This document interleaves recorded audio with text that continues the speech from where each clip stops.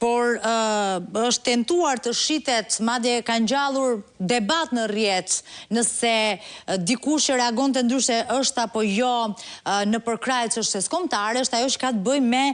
protestën e zhvilluar të premten në Tiranë në mbrojtje të ish krerëve të UÇK-s, të cilët prej 5 vitesh ndodhen në Hag. U fol në fakt që për atyre ditëve se si po përpiqet instrumentalizoi kjo, se si lidhe kjo me zgjedhjet në vendet përkatëse përfshirë Kosovën këtu në Maqedoninë e Veriut. Ja ku vim nga zgjedhjet në fakt në Maqedoninë e Veriut, bëri përshtypjen se ke bërë një status në rrjetet sociale duke e lidhur pikërisht këtë protest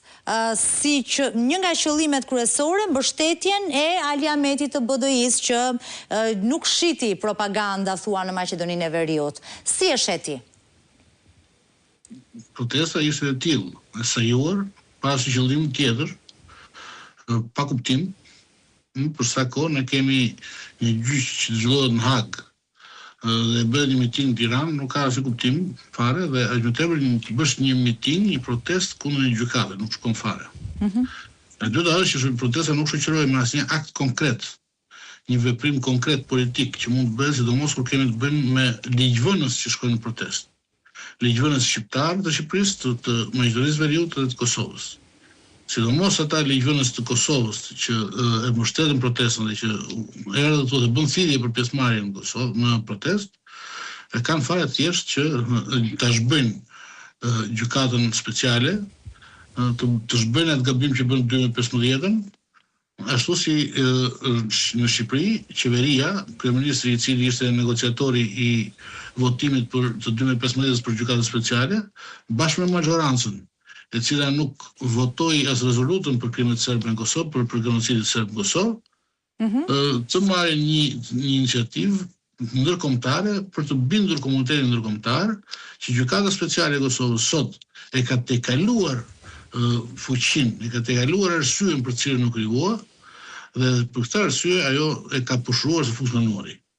Që gjykata speciale që u krijua atëherë dhe që u premtua që do të vepronte njësoj një gjykatë tjetër edhe për genocidin serb, në fakt nuk ndodhi kështu, nuk pati reciprocitet,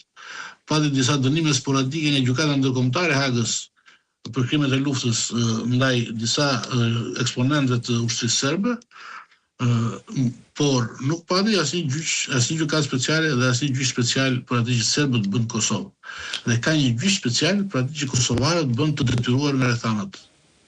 Pra, duke mos patur as minimum e reciprocitetit, duke tejkaluar kompetencat dhe qëllimin për cilën ju krijuar gjykata speciale, Shqipëria është në drejtën e saj të kërkojë të tërheqë mbështetjen ndërkombëtare, dhe të kërkojë nga komuniteti ndërkombëtar që